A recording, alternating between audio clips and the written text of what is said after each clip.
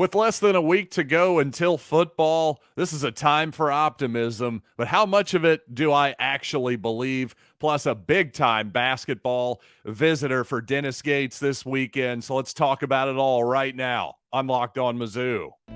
You are Locked On Mizzou, your daily podcast on the Missouri Tigers, part of the Locked On Podcast Network, your team every day.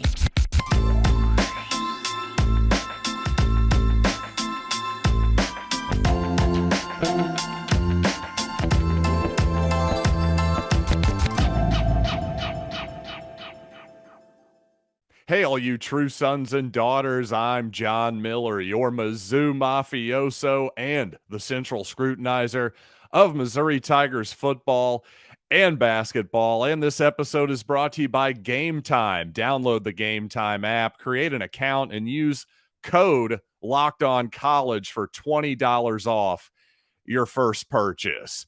And speaking of purchasing, how much are we going to purchase in terms of all the glowing reports coming out of fall camp, right? And I say that somewhat sarcastically because it seems to be how it always is. This time of year, everybody's in the best shape. Yes, the offensive line's better, the defense is better, everything's better. And at this point, especially these days, we really have to trust the coaches in particular and the veteran players that they get to talk to the media a little bit too, because obviously the media at this point has very limited observations. The erstwhile Dave Matter, well, he used to have a ton of access, would give us massive practice reports back in the Gary Pinkel era of the Big 12. But ever since the move to the SEC, we just haven't gotten that kind of access whatsoever. So it's a different world for sure. So now what we hear, what do you believe? That's the question, because we haven't heard a lot of negatives coming out of fall camp. Well, considering how tightly controlled the narratives coming out of camp are, why would you hear any negativity? Really, the biggest positive coming out of camp is it seems like injury-wise, Missouri's in really good shape. I think that's the biggest takeaway. But certainly what Missouri wants you to believe is that, number one, the quarterback and offensive line are going to be improved this season. Heck, we're better at quarterback one way or the other. Whether it's going to be Cook, whether it's going to be Horn, that's the likely competition here. We're going to see both guys in the first game, according to Eli Drinkwitz. But how do we really know that? Again, we're watching guys practice against air, and really, how do the coaches even know it? Until the quarterbacks are actually allowed to be hit. Patrick Mahomes famously wants to take a hit in his first preseason game if he can. Just get it out of the way, essentially. Until you really allow those guys to see the live bullets, if you will, I don't think you actually know what you have at that position, especially if it is truly a close competition like it sounds. I think we're going to learn a lot in these first couple ball games. I really do. And certainly that's the truth at the offensive line position as well, because of course Missouri's going to say they're better on the offensive line. Of course they're going to say that Connor Tollison, who took a lot of grief last year from Missouri fans at the center position, is a much improved player. Now, is that actually true, though? We just have to take their word for it. I tend to believe that he's better. I'm sure that he's better. I'm sure that all of these guys have improved in the offseason. Again, a healthy offseason, a year to recoup in Brady Cook's case. But I just have to see it to believe it with the offensive line, particularly week 3 against Kansas State, against SEC competition. When you get there, I just want to see it. I'm not just taking the coach's word for it at this point. I wish I could, but I really got to see it to believe it. Another key variable on this Missouri team, of course, is the defensive end position. And so far, what have we heard about the defensive end position? Well, frankly, not much. And I'm not really sure what to make of that position yet either. Again, I hate to be a broken record, but I need to see it on the field. And finally, maybe the biggest variable of all is Kirby Moore. I don't think we can just assume that Missouri's offense is going to be better run this season with Moore, but also what kind of offense are we going to see? We haven't seen a spring practice even a spring game, I should say. The traditional black and gold game, well, that was inside this past spring. So honestly, just not to get off on a total rant here, but there are a lot of great things about modern sports and modern college football. But one thing I miss a little bit about maybe 10, 15, 20 years ago, certainly in the 90s, you go back that far, I just think that almost every sport in the last few years has become much more homogenized. Look at baseball, the three true outcomes. Everybody seems to want to hit home runs and, strikeouts be damned, that kind of thing. Basketball, you look at the NBA, everybody wants to play like the Golden State Warriors now, spread you out with 5 guys and shoot a ton of three-pointers. Well, college football these days has become a lot more homogenized than it used to be. I think you're going to see some version, obviously, of a spread offense, essentially. A quarterback in the shotgun most of the time, throwing the ball to, there's certainly going to be at least one slot receiver in every single formation, almost without fail. I mean, really, back in the day, you used to see lots of spread option type offenses, I formation, power type games. It's just become a lot more homogenized these days, for better or worse. Sometimes I miss the variety, I have to admit. But again, doesn't really matter how special Kirby Moore's offense is. Doesn't matter how unique it is. I don't need a lot of insane fancy concepts. If inside zone is getting 7 yards a carry, well, fine and dandy. Let's stick with it. But obviously, regardless, I think almost even more so than quarterback and offensive line, I'm really curious to see in week 1 what this Kirby Moore offense looks like. And coming up on the day Missouri releases its final basketball schedule for this upcoming season, well, Dennis Gates has reportedly a big-time visitor on campus this weekend as well. So let's talk some hoops coming up right after I want to tell you about Game Time, because you know what?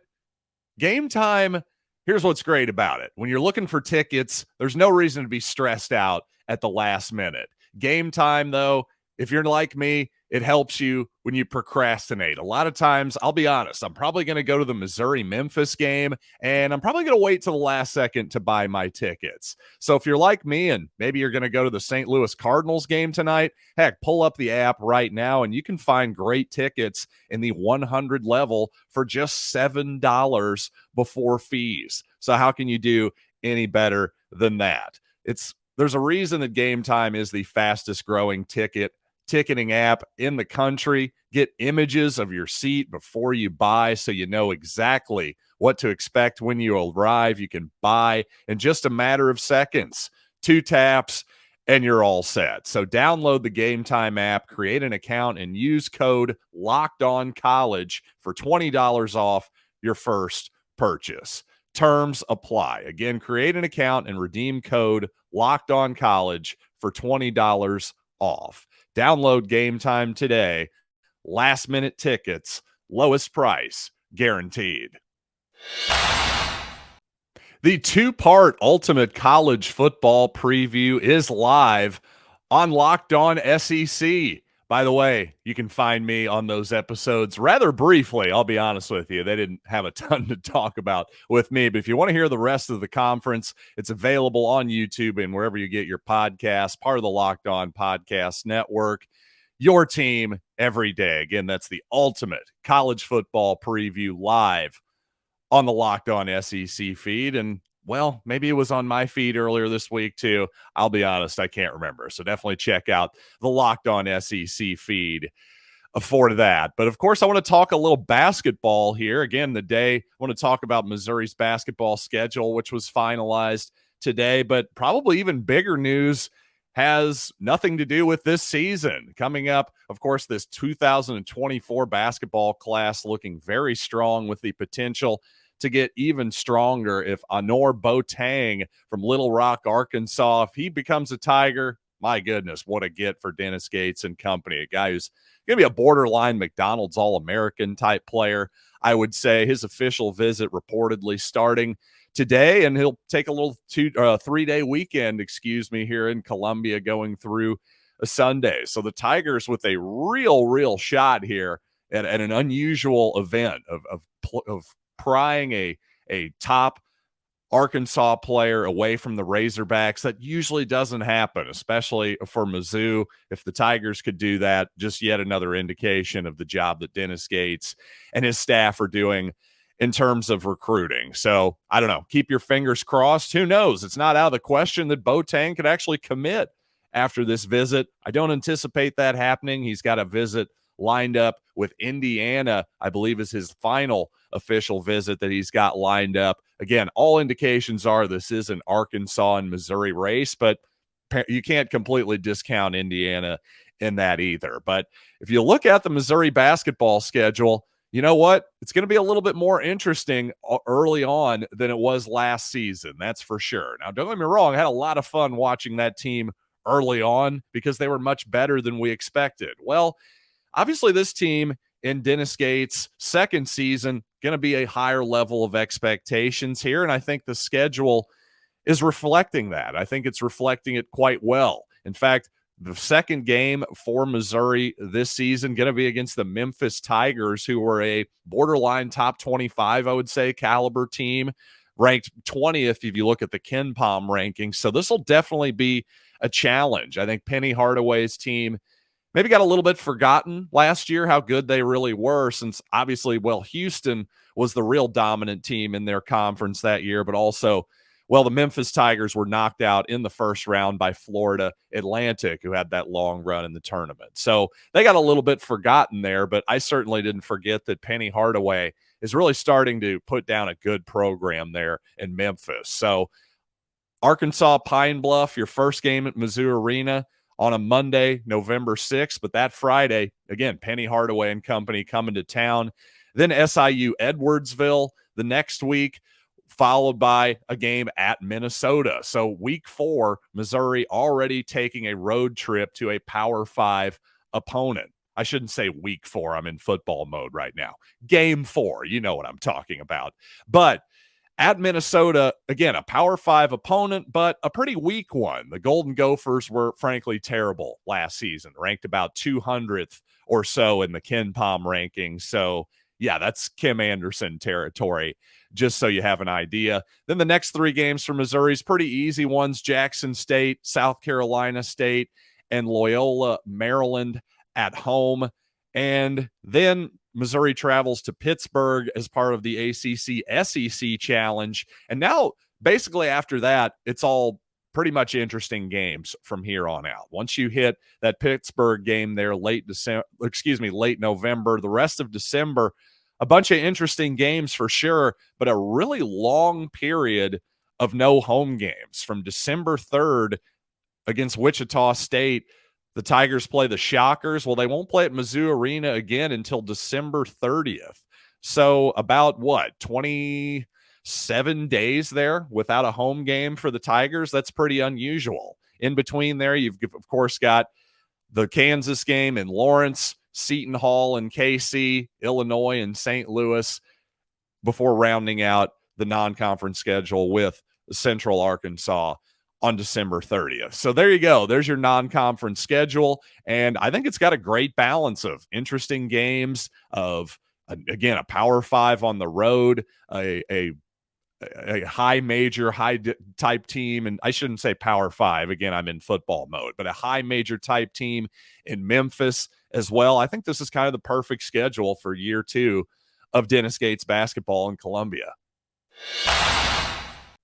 And back to the football field here, just for a little bit here to finish out the show. And I got to say, one thing I've been surprised about, I see some people on the Missouri beat saying that Tyron Hopper is probably the best defender on the team. I'm not really sure where this narrative got started, but I definitely like Tyron Hopper as a player. Don't get me wrong, but I got another choice for the best defensive player on the Tigers. I want to tell you who that is right after these quick words. Now, don't get me wrong, folks. I love me some Tyron Hopper. The guy's a really, really excellent player. He might be an NFL player. Wouldn't surprise me whatsoever. But I think to call him probably the best defender on the team, I think is missing the point and the bigger picture a little bit. First of all, I just don't see how anybody, when you go back and look at Chris Abrams-Drain's stats last season, his QBR against was like 14 or something. Listen, I'm not the biggest QBR guy on the face of the planet, but just to give you some context there, I mean, 14 is a number that just does not happen from like an actual season from a quarterback. That would be like literally me being out there playing quarterback after 3 snappers or something like that. That's how bad you would have to be to actually do a 14 for an entire season. But that's who Chris Abrams-Drain turned SEC quarterbacks into when they threw his way. Didn't miss a tackle all year either. I just don't see how you can be better than that. And as I've said before, frankly, I just think having a shutdown cornerback is always going to be more important than having an excellent middle linebacker. Again, no matter how good that player is, I just think that's a more valuable position. Maybe I'm wrong. Maybe those of you who are defensive coordinators, coaches out there will disagree with me there. That's just my feeling. But again, speaking of that Missouri secondary, one guy I probably haven't talked enough about is Joseph Charleston. And I got to be honest, I didn't realize how versatile of a player he was last season. According to Power Mizzou, the former Clemson player had 300 snaps as a slot corner last year, over 200 as a free safety, and over 100 in the box as a strong safety as well. So really interesting note there. I thought he was mostly playing free, but again, I obviously not. I think, well, I guess mostly he was in the slot as a corner, not even technically a safety for probably half of his snaps last year. Well, Tigers apparently, this also from Power Mizzou, believe that Sidney Williams will have a similar backup as a similar role, I should say, as Charleston, and will be serving as his main backup. Now, speaking of Chris Abrams-Drain, this actually reminded me of something. Chris was asked about whether he would want money to be a participant, have his name and image and likeness in the upcoming NCAA college football video game, a game that's been, gone from the market for over a decade or so because of, concerns for name, image, and likeness. Basically, there was a whole lawsuit. Ed O'Bannon, former UCLA basketball player, sort of spearheaded the thing, yada, yada, yada. The bottom line is the game is now coming back. A lot of people are excited about that. And reportedly, EA Sports is offering, basically, if you want to opt into the game, hey, here's $500, which obviously not a life-changing amount of money or anything. Interestingly enough, $500, that's pretty much what it'll cost you to buy a PlayStation 5 in order to play as yourself on the game. So maybe not a coincidence. I don't know. I don't want to be a conspiracy theorist here. But quite frankly, as a fan of this game in the past, as somebody who still does some sports gaming occasionally these days, I have some insight here. And I'll just tell you, I'm mostly excited about seeing the Missouri uniforms and Faurot Field rendered on that beautiful PlayStation 5. As long as the fight song is in there, as long as the stadium looks good, as long as I can mix and match all my different helmets and uniforms from over the years and do some true project run play on my own in the video game, I'm frankly happy. And don't get me wrong, if I get Chris Abrams-Drain's face and name in there, great, fantastic. That's even better. But really, I'm pretty satiated with everything else I described, even leading up to having real names and faces in the game. So what I'm trying to say is most of those guys, most of these NCAA football players, they're kind of interchangeable. I hate to say it. After it's been a few years, name me like the starting lineup of the 2016 Missouri Tigers, for instance. It's probably going to take most of you a minute to think about all 22 of those guys, obviously. So again, what's most important? The actual traditions of college football. As long as Truman the Tiger is rendered in there, we're going to be good to go, that type of thing. So my advice to most of these players, and I think Chris Abrams-Drain kind of gets it, is one reason why I brought him up. He's saying, I don't really need the money. I think it would just be cool to see myself in the game.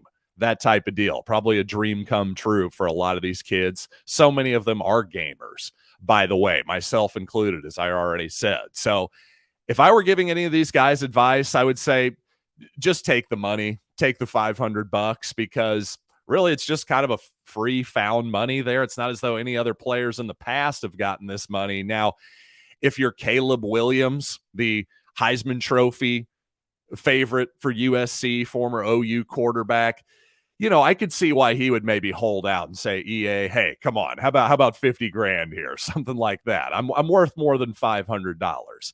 He's the exception though, and not the rule. I think most USC fans, again, would probably be happy with just hearing the Fight On music and be done with it and see those classic uniforms. And I think they'll be good to go. But you know what? Am I wrong? Is it really that important to see the real faces and the real names in there when you can actually just edit? You can manually edit your own team anyway, download rosters, trade them through the mail. That's old school. You can probably just upload them and download them on the new game, I would assume. But there could be some legal snafus involving that as well. Who knows? We'll just have to see. But again, I like Chris Abrams-Drain's attitude about the whole thing. He's just saying he wants to be in the game. That'd be good enough for him. Well, I'd take the $500 too. That's my advice. But other than that, I think his attitude is right on the money. And thanks for making Locked On Mizzou your first listen every day. And for you everydayers, coming up on Monday, of course, it's game week. Going to have all your updates. We should be getting a depth chart, maybe an injury report, see how Chad Bailey is doing with his injury, everything that comes at us. Well, I'll be here to talk about it right here on Locked On Mizzou.